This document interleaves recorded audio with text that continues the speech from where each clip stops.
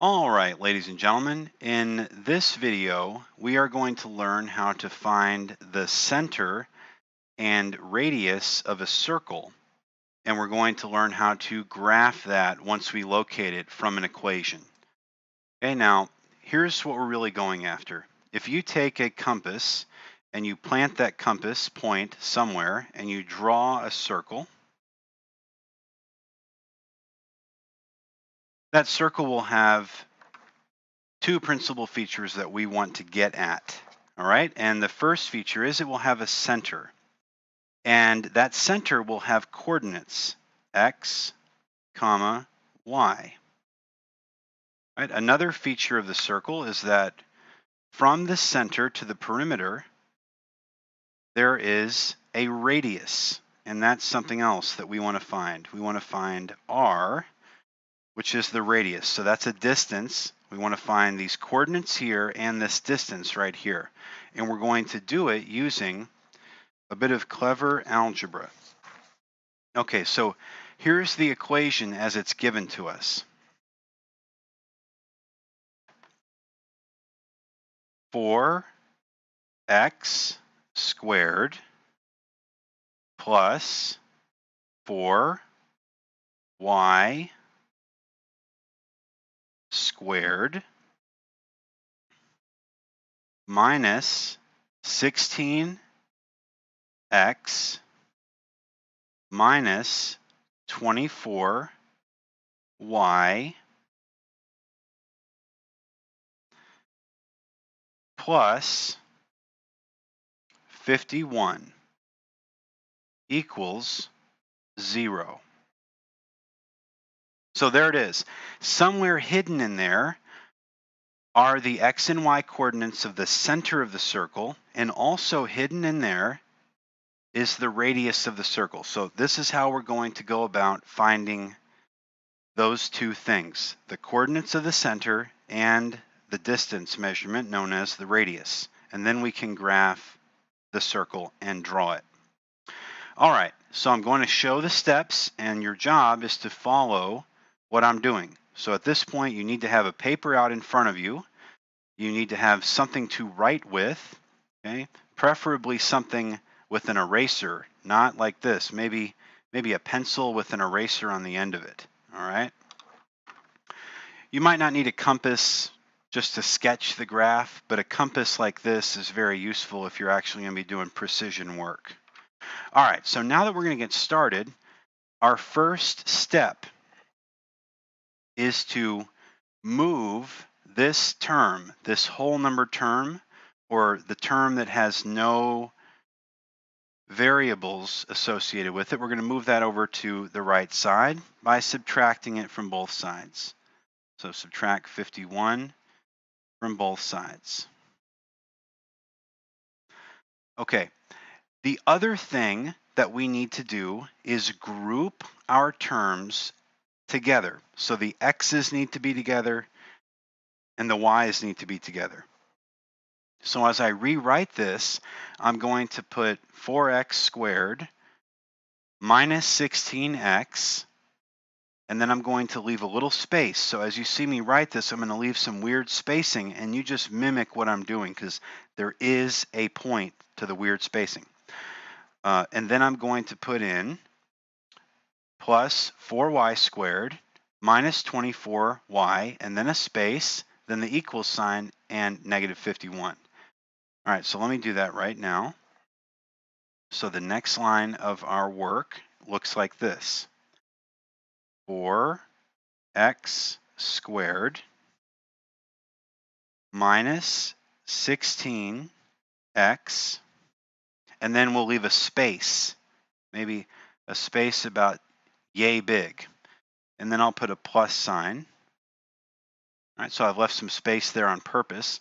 And now what I'll do is put in 4y squared minus 24y, and then I will leave a space and put equals negative 51. Okay. The next step is to look at the squared terms. I've got x squared here and y squared here. In front of them, there is a coefficient. So if you ever come across one of these problems and there's a coefficient that's bigger than 1 or is not 1, in other words, anything but 1, you've got to get rid of it. So we've got to get rid of the 4. Now, an interesting fact is that there will always be the same coefficient in front of the x squared and the y squared. So in this case, it's a 4. So what we're going to do is go through and divide every single term in our equation by 4. I'm just putting these fraction lines, even to the negative 51 on the other side of the equal sign. And I'll write a 4 beneath each fraction bar to indicate division. Right? So the wonderful thing about doing this is 4x squared divided by 4 just leaves x squared.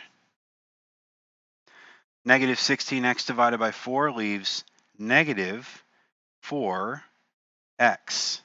Leave a space, then bring down this plus sign. 4y squared divided by 4 just leaves y squared. Negative 24y divided by 4 leaves negative 6y.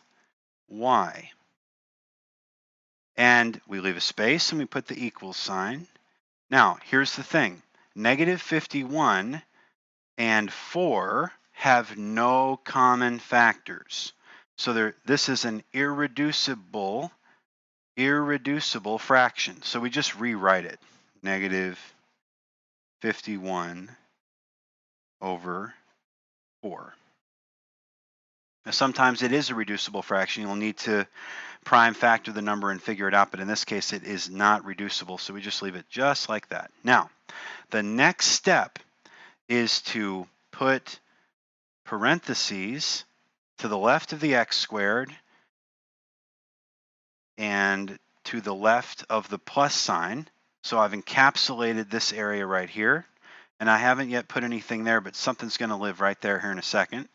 And I'll do the same thing to the y values, to the left of the y squared and to the left of the equal sign.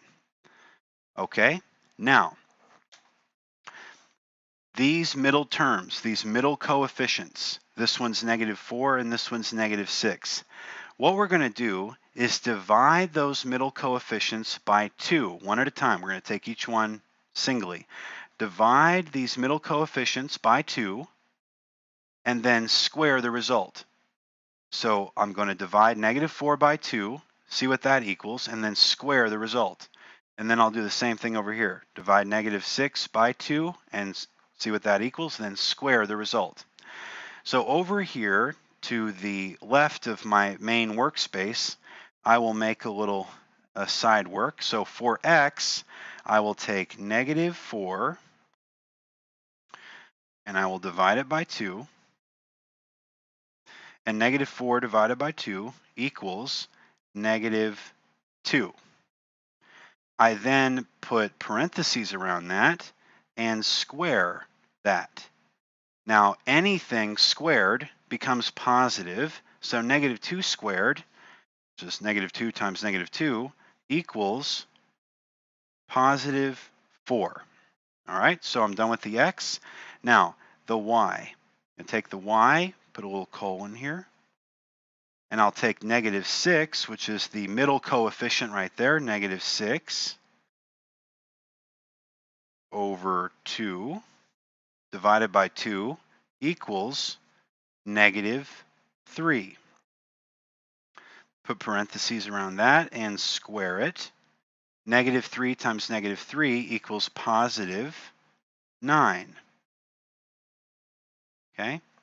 Now, what I'm going to do, remember I made this little blank space right here. I'm actually going to, for the x term, add 4 right there, and then for the y term, I'll add 9 right there. And then to keep the equation in balance, I'll add 4 and 9 on the right side of the equal sign as well. So let's do that. So now I have plus 4 right there, and over here I have plus 9. Remember, to keep the equation in balance, I'm going to have to add 4 and add 9 to the right side. Okay, let's leave these quadratics alone for a minute and deal with this over here, because I've got a problem over here now. My attention is on the right side of the equal sign, and I'm thinking the problem is I have whole numbers and here's a fraction. So I need these whole numbers to have a common denominator with negative 51 fourths. So I need to convert 4 into a number that has a common denominator of 4, and 9 into a number that has a common denominator of 4. So how do I do that? Well, over in our side work area, let's take the 4.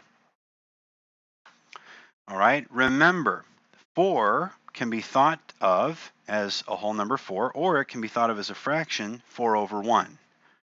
The way you turn this into a number that has a denominator of 4 is by multiplying 4 over 1 times 4 over 4. Okay, and then you take the product of the numerator and the product of the denominator. So that equals 4 times 4 equals 16 over 1 times 4 equals 4. So there, I've got it. And just as a check, 16 divided by 4 is 4. So you see, I haven't really changed anything. I've just turned it into a fraction, an improper fraction. We're going to do the same thing now for 9.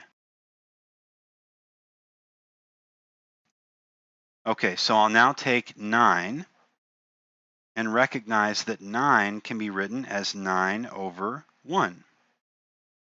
9 over 1 times 4 over 4. Now we just multiply the numerator and the denominator, and we'll see what we get. 9 times 4 is 36, over 1 times 4, which is 4. So now I have my two whole numbers written in terms of 4, so I can now combine them with negative 51 over 4. Let me move this paper down a little bit so we can do that math over here without a calculator. So when I want to combine negative 51, now that I have the denominators the same, I can just add the numerators together. So I'll take negative 51, and first I'll add 16 to it. So take negative 51 plus 16. Okay, so quick trick, when you have a really big negative number and a smaller positive number and you want to add them together, you're essentially going to be performing a subtraction. Now you know the result is going to be negative because the positive number is smaller in an absolute sense than the negative number. So we perform subtraction and then just put a negative sign in front of the result. So what I'll do is cross out the 1 and borrow from the 5. The 5 becomes a 4, and the 1 becomes an 11. 11 minus 6 is 5. 4 minus 1 is 3. And there's a negative sign that goes in front of it. So negative 51 plus 16 is negative 35. Now I'll add in the 36. So I'll now add 36. So I have negative 35 plus 36. Okay, my positive number is bigger than my negative number, and so when you do this, it's like 36 minus 35, and you get 1. Positive 1. Okay? Now, that's just the numerator. Remember, there was a common denominator that we left out. So right here, negative 51 fourths plus 16 fourths plus 36 fourths equals 1/4. Okay, that's going to be useful here in a second, and we will write that. But just for now, store that 1/4 in memory. We'll come back to it. Now let me move the page back up, and we see these quadratics we have to deal with. Now, the wonderful thing about these quadratic equations, these very specific types of quadratic equations that we deal with in these circle problems, is that they can be rewritten in a much simpler way as something called either the sum or the difference of two squares. And I'll show you what I mean by that. I want to look here, I've got x squared, and here I've got negative 2 squared. So I can actually rewrite x squared minus 4x plus 4 as the difference of x minus 2. So the difference of x and 2. You put a closed parentheses there and you square it. Okay, you just write it just like that. Then you put the plus sign and you'll do the same thing for the y's. You'll put y and then you look and see, okay, it's minus. So this is y minus 3, close parentheses, and you square that. And you set that equal to the simplified version of what's on the right side of the equal sign, which we said was 1/4. So the left side of the equal sign equals 1/4. And from here, we can actually just see the coordinates of the circle center, and we can do one more small calculation to find the radius. All right? So here's how we find the center. We'll write it out in English because that's always helpful. The center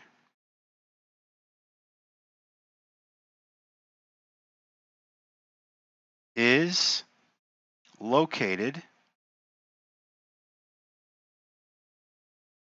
at, and now we have to do some open parentheses there, and we have to look at this. So what I want you to do is just look at the number itself, okay? Basically, whatever this says, it's -2. That means that the coordinate you're going to pull out of that is +2, all right? So if it's -2, you're going to pull out a +2. So the x coordinate of the center is just 2. So x minus 2, you pull out a 2, put it there. Comma, now we need the y coordinate. You can just read it right off of there. It's -3. So y minus 3, the coordinate associated with that is 3, just +3. Close parentheses. So that's the center of our circle. Now we find the radius. The radius